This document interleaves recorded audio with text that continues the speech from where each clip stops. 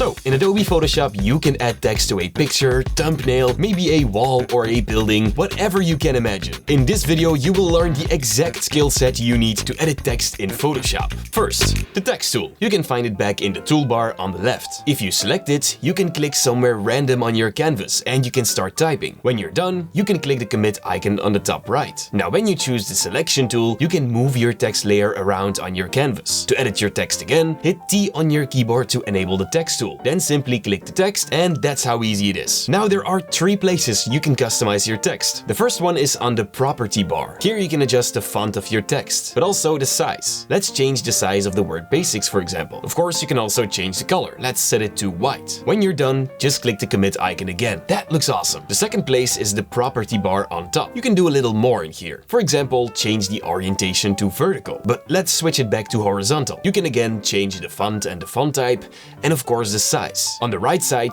you can adjust the text alignment to the middle or the right side of your text box. The color can be changed in here as well. The third place you can edit your text is of course the property panel. If you can't see it, head over to the window menu on top and find properties. In this panel, you can adjust the text even more. For example, you can increase the character tracking in here. This will space out the characters or bring them closer together. If you have multiple words underneath, just like we have, you can select them and adjust the space in between them as well. Alright, if we scroll down a little, you will see different types of options, such as all caps, underline, strike through, and much more. Now, let's say you want to scale the text down, but as you can see, the space in between the text changes as well. That can be annoying. But now, if you select the text layer, you can hit Ctrl+T on your keyboard. This will enable the transform controls. By adjusting this, you can scale your text down and reposition it however you want. When you're done, just hit enter and there you go. And now it's time to give the text some style. Just like with the other layers, you can double-click the text layer and apply some awesome effects. For example, a stroke. Here you can change the size of your stroke. Underneath the slider, you will find some position options. I like the stroke to be outside most of the time. Of course, you can also change the color of the stroke to any color you'd like. Now let's make it black or something. And that's awesome, but next I want to show you some gradients. You can use gradients to make a transition between 2 different colors. You can play around with the presets that Photoshop provides, but don't be afraid to play around with the colors yourself. Next I want to show you outer glow. This one is used to add a glow behind your text. Again, with these settings, you can adjust the style, for example, the opacity. Then the color of the glow can be changed as well. Let's make it pink or something. Then click on OK, and let's play around with the opacity again. That looks amazing. Now we're gonna do some really simple but very cool effects. The first one, text behind buildings. The first thing you want to do is duplicate your image. To do that, select it and press Ctrl+J on your keyboard.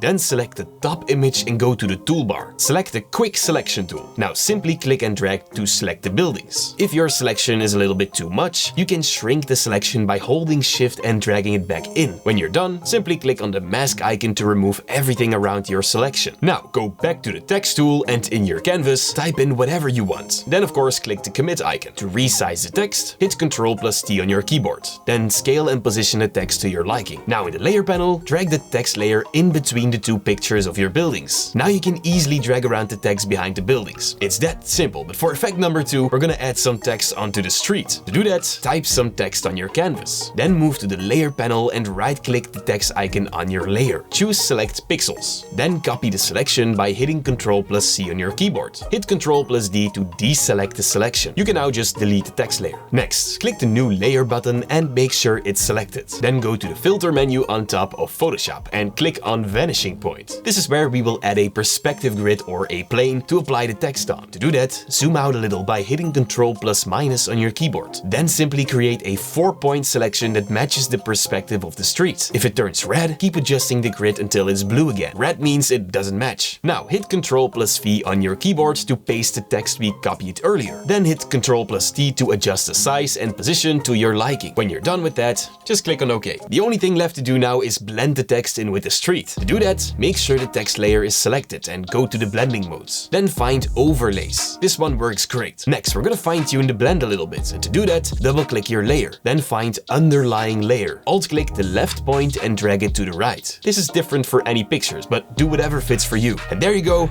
That looks awesome. Oh, and by the way, to become an absolute beast in customizing text in Photoshop, you need to learn everything about filters and effects in the video right here on my left.